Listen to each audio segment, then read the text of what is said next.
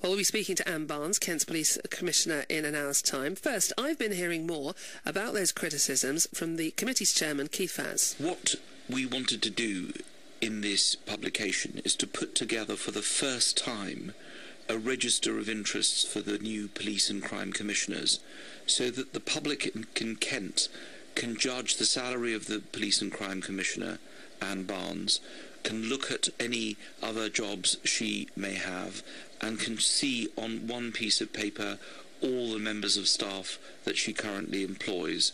Now, we wrote to all the commissioners' offices and asked for this information. So the information that is published comes from Commissioner Barnes's office. She chose not to tell us people's salaries, though some of this is published on the website. So what's important is that in this new landscape of policing, where police and crime commissioners are so important, that the public in Kent can have full transparency and can have a full comparison with other areas. We didn't accept what the Home Secretary suggested, that at the end of the day you wait 4 years and you let the public judge. We feel if you've got a register of members' interests for chief constables, if you have one for members of Parliament, if you have one for other senior public officials, then it was only right that you should have one for commissioners. So you're also worried about what your concern has been, that she's spending more money than she used to under the Kent Police Authority. We'll talk to her later in the programme, but she's told us that she says she's appalled by the discrepancy in budget figures in your report. She says her budget is exactly the same as the old Kent Police Authority budget, and your report says she's spending more. She says that's not true. Well, then she should take it up with members of her staff. Now, Commissioner Barnes can either engage seriously with the Select Committee and with Parliament about these issues, or she can go on the radio and say she's outraged and appalled and describe it in any other way. That's not going to change Parliament's view, which is that the public need to know about this. Now, she had the opportunity of appearing before the Select Committee and putting her views forward. She decided not to appear, and we're very happy to publish the correspondence because she said she had other engagements. Now, if she has no time to put her views before Parliament, but prefers to do so through, for example, a media advisor, that's a matter for her.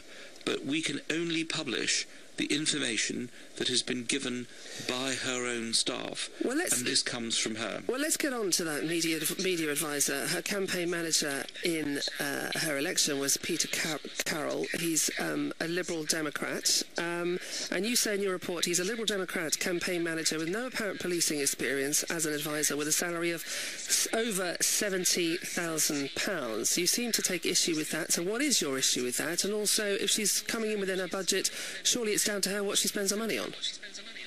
Well, we are concerned with what appears to be a decision by a number of police and crime commissioners to appoint people either on a party political basis or appoint people on the basis of people that they know, frankly.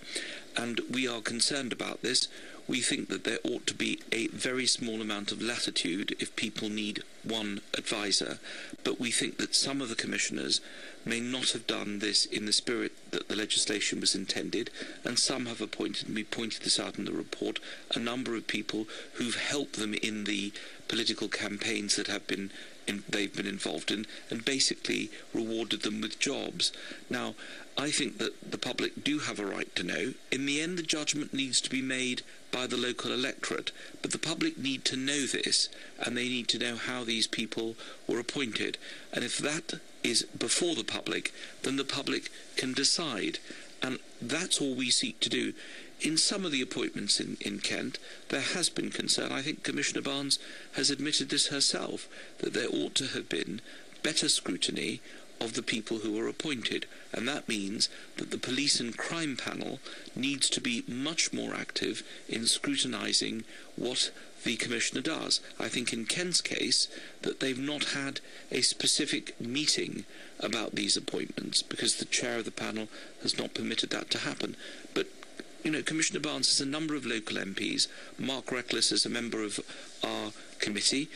He knows a lot about policing, I first met Anne Barnes when she was chairman of the police authority at the suggestion of Mark Reckless, so we're very happy to have a dialogue about this issue, but I think that there needs to be better consultation, and in some cases, frankly, people have been elected to new jobs, new territory, and it probably is in their best interests to consult with local MPs and to engage with Parliament and the public.